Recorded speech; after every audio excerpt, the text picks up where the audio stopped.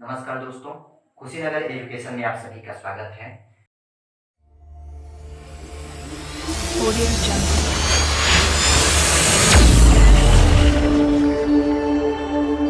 Audio Jungle. मैं अंकित कुमार आज आप सभी के बीच में क्लास 11 का जो फिजिक्स हमने शुरू किया था उसी में अगला टॉपिक हमारा है, जिसमें हम लोग पढ़ेंगे आज fundamental forces in nature. Means हमारे प्रकृति में कौन कौन से मौलिक बल हैं, इनको जानेंगे। विशेष तौर पर इस वीडियो में आज हम gravitational force and its properties means गुरुत्वाकर्षण बल और उसके गुणों पर चर्चा करेंगे। तो चलिए बिना देर किए हुए वीडियो की शुरुआत करते हैं। सबसे पहले हम जानते हैं फोर्स क्या होता है। बस सिंपली इसकी चर्चा करेंगे, बाकी आगे पढ़ा जाएगा। फोर्स क्या है? तो बल व धक्का व खिंचाव है जो किसी वस्तु की स्थिति में परिवर्तन करने के लिए जिम्मेदार है। जैसे कोई वस्तु यदि विरामावस्था में है, मीन्स रेस्ट पोजीशन में है, और इस पर फोर्स अप्लाई किया जाता है तो वस्तु किसमें हो जाती है? मूव करने लगती है। यानी एक तरह से भी कर सकते हैं कि बल वह बाह्य कारक है जो किसी वस्तु की विरामावस्था को या गति की अवस्था को या वस्तु के आकार को, आकृति को बदल देता है या बदलने का प्रयास करता है। इस बाह्य कारक को ही, इस धक्का या खिंचाव को ही बल कहा जाता है। अब जो है हम चर्चा करेंगे कि हमारे प्रकृति में कौन कौन से बल मौजूद हैं। Means fundamental forces in nature, मतलब ये कि हमारे प्रकृति में कौन कौन से मौलिक बल मौजूद हैं। तो पहला बल जो हमारा है वो हमारा है ग्रेविटेशनल फोर्स। दूसरा हमारा है इसको बोलते हैं हम लोग इलेक्ट्रोमैग्नेटिक फोर्स। तीसरा है हमारा वीक न्यूक्लियर फोर्स। अगला हमारा है जिसको बोलते हैं स्ट्रॉन्ग न्यूक्लियर फोर्स। मीन्स गुरुत्वाकर्षण बल, विद्युत चुंबकीय बल, दुर्बल नाभिकीय बल और प्रबल नाभिकीय बल। ये चार प्रकार के बल हमारे जो है प्रकृति में मौलिक बलों के तौर पे मौजूद हैं। हम इस वीडियो में जो है पहला जो हमारा टॉपिक है ग्रेविटेशनल फोर्स, इस पर चर्चा करेंगे। तो चलिए वीडियो की शुरुआत करते हैं। इसमें ग्रेविटेशनल फोर्स से यहाँ लिख देते हैं ग्रेविटेशनल फोर्स। पहले इसको जानते हैं क्या होता है, फिर इसके गुणों पर चर्चा करेंगे। ग्रेविटेशनल फोर्स क्या है? तो सबसे पहले इसकी परिभाषा ये है कि दो पिंडों के बीच उन पिंडों के द्रव्यमानों के कारण कार्य करने वाले आकर्षण बल को गुरुत्वाकर्षण बल कहते हैं। मीन्स ये दो पिंड मौजूद हैं, एक M1 है एक M2 है, तो इन दोनों पिंडों के बीच इनके द्रव्यमानों के कारण कार्य करने वाला जो आकर्षण बल है उसी को हम लोग क्या बोलते हैं? गुरुत्वाकर्षण बल बोलते हैं। अट्रैक्शन फोर्स जो है इन दोनों पिंडों के द्रव्यमानों के कारण इनके बीच कार्य करने वाला आकर्षण बल ही गुरुत्वाकर्षण बल क्या है कहलाता है। यानी कहने का मतलब यह है कि गुरुत्वाकर्षण बल आकर्षण प्रकृति का है। क्या है? आकर्षण प्रकृति का। मीन्स यह हमेशा अट्रैक्ट करता है, अट्रैक्शन बल को ही रिप्रेजेंट करता है। यानी अगर हम इसको देखें तो गुरुत्वाकर्षण बल जो है वह फॉर्मूले के लिए डेरिवेशन इसका कैसे करेंगे कि गुरुत्वाकर्षण बल F जो है वह दोनों पिंडों के द्रव्यमान के गुणनफल के समानुपाती होता है। ये दूसरा पहला इक्वेशन है। दूसरा क्या है? मान लिया जाए इन दोनों पिंडों के बीच की जो दूरी है वह r है, तो अगर हम इन पिंडों के बीच की दूरी को बढ़ाएंगे तो गुरुत्वाकर्षण बल जो होगा उसका मान और कम होगा, क्योंकि दूरी बढ़ने पर बल का मान घटेगा। दूसरी चीज, अगर हम इनके बीच की दूरी को कम करते हैं तो गुरुत्वाकर्षण बल चूंकि आकर्षण प्रकृति का है तो वो और बढ़ जाएगा। यानी कहने का मतलब है ठीक विपरीत संबंध है दोनों में कि जो गुरुत्वाकर्षण बल है वो बीच की दूरी के वर्ग के जो है व्युत्क्रमानुपात है। ये दोनों सैद्धांतिक रूप से दिए गए हैं जो कि इनको साबित करते हैं। अगर हम इन दोनों को मिला देते हैं आपस में तो क्या बनेगा हमारा? यह proportional to M1 into M2 by R square. इसको लिख सकते हैं यह प्रोपोर्शनल को हटाइए तो G into M1 into M2 by R square. अब यहाँ पे क्या है? G जो है वह यूनिवर्सल कांस्टेंट है, गुरुत्वाकर्षण नियतांक है, ठीक है। ये द्रव्यमान पिंडों के हैं या r इनके बीच की दूरी है, ठीक है। यह जो हमारा है गुरुत्वाकर्षण बल का सूत्र है।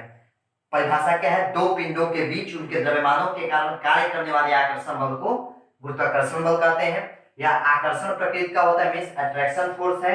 और दूसरी चीज, पूरे नेचर में पाए जाने वाले जो चार प्रकार के बल मैंने बताए, gravitational force, electromagnetic force, strong nuclear force, फिर वीक न्यूक्लियर फोर्स, उन सब में सबसे वीकेस्ट जो फोर्स होता है हमारे नेचर में वो होता है ग्रेविटेशनल फोर्स।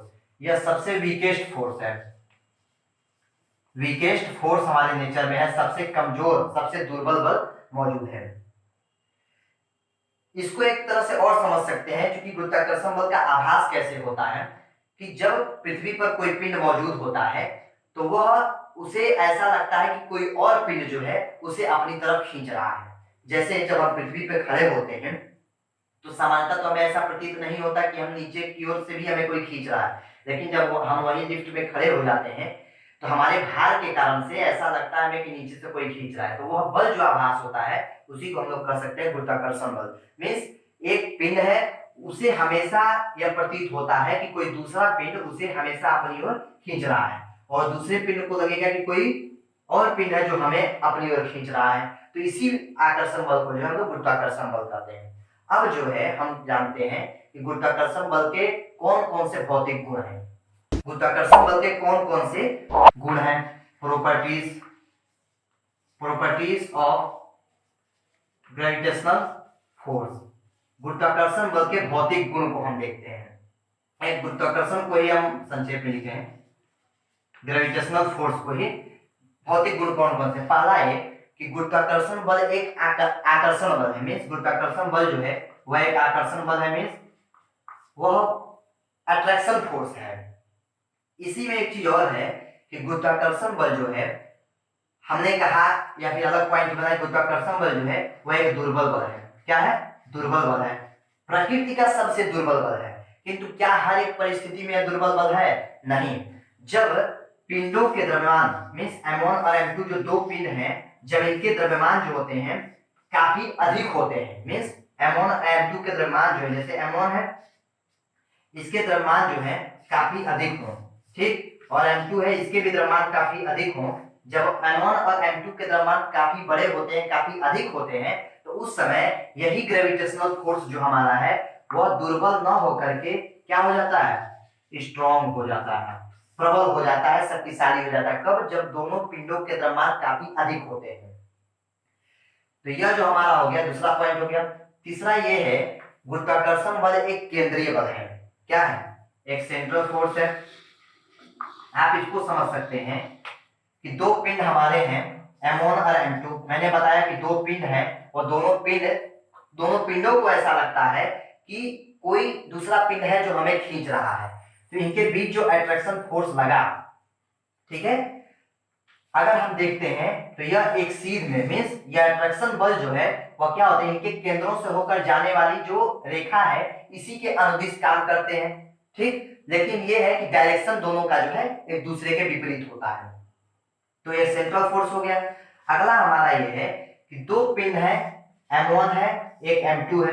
तो दोनों पिंडों के बीच काम करने वाला जो अट्रैक्शन फोर्स है वह फोर्स जिसको हम लोग ग्रेविटेशनल फोर्स कर रहे हैं, यानी दोनों पिंडों के बीच काम करने वाला गुरुत्वाकर्षण बल जो है वह किसी अन्य कोण या किसी अन्य पिंड की उपस्थिति पर निर्भर नहीं करता। मींस ये कि दो पिंड है, इनके बीच काम करने वाला जो हमारा बल है गुरुत्वाकर्षण बल है, वह इनके बीच में कोई और पिंड आ गया m3, तो इनकी उपस्थिति से इस फोर्स पर कोई प्रभाव नहीं पड़ने वाला है।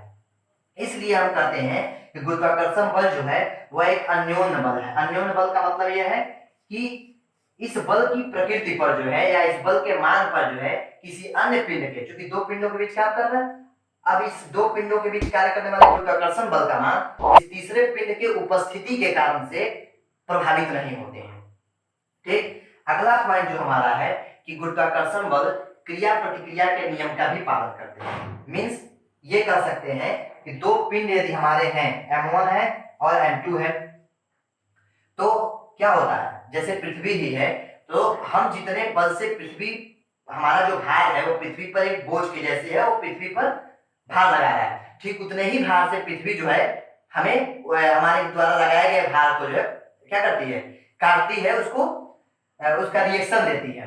यानी कहने का मतलब यह है, लेकिन तो दोनों बलों का परिमाण तो बराबर होता है, लेकिन जो डायरेक्शन होता है, मैग्नीट्यूड सेम होता है, लेकिन डायरेक्शन अलग अलग होता है। इस आधार पर हम कह सकते हैं कि जो गुरुत्वाकर्षण बल होता है वह एक्शन और रिएक्शन की जो क्रिया है उसका भी पालन करती है। ये हो गया। अगला चीज हम इसमें कह सकते हैं कि जो गुरुत्वाकर्षण बल, एक बार और देख लीजिए, यह एक आकर्षण बल है, यह एक दुर्बल बल है, सेंट्रल बल है, क्योंकि दोनों पिंडों के बीच कार्य करने वाला आकर्षण बल एक रेखा पर कार्य करते हैं, एक रेखा के अनुदिश काम करते हैं। यह एक अन्योन्य बल है, मतलब ये कि दो पिंडों के बीच कार्य करने वाला जो गुरुत्वाकर्षण बल है अन्य पिंड की उपस्थिति के कारण से प्रभावित नहीं होता है, एक्शन रिएक्शन का पालन करता है। अगला हमारा है कि गुरुत्वाकर्षण बल का जो मैंने फॉर्मूला इसके पहले लिखा था, क्या था formula, F = G × m1 m2/r²। यह जो दूरी है, आखिर F का मान एक निश्चित दूरी के लिए तो होगा, लेकिन यहाँ पर जो F का मान है, यह F का मान दो अणुओं के बीच की दूरी से लेकर के दो ग्रहों के बीच की दूरी तक है। मीन्स इस R का जो रेंज है, R का जो रेंज है वो कहां तक है, दो अणुओं मीन्स दो छोटे छोटे पिंड हैं, इनके बीच की दूरी से लेकर के बड़े बड़े जो ग्रह हैं उनके बीच की दूरी तक है। तो ये इसका एक गुण हो गया कि इसकी जो दूरी है वह अंतर आणविक दूरी से अंतर्ग्रही दूरी तक है, अंतर्ग्रही दूरी तक है।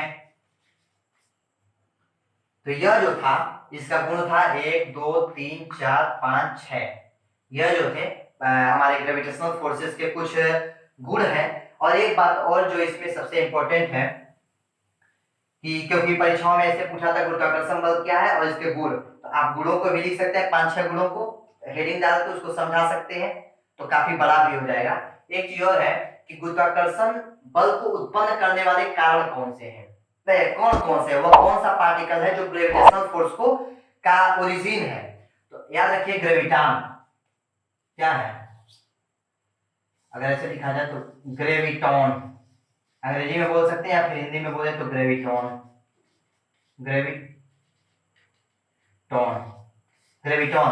यह कण है जो दो पिंडों के बीच कार्य करने वाला जो गुरुत्वाकर्षण बल है, दो पिंडों के बीच कार्य करने वाला जो हमारा गुरुत्वाकर्षण बल है वह ग्रेविटॉन नामक कण के विनिमय से उत्पन्न होता है। याद रखिएगा दो पिंड हैं m1 और m2, इनके बीच कार्य करने वाला जो अट्रैक्शन फोर्स है वह अट्रैक्शन फोर्स है जिसको हम लोग कहते हैं ग्रेविटेशनल फोर्स। ये ग्रेविटेशनल फोर्स जो है ग्रेविटॉन नामक कण के विनिमय से उत्पन्न होते हैं।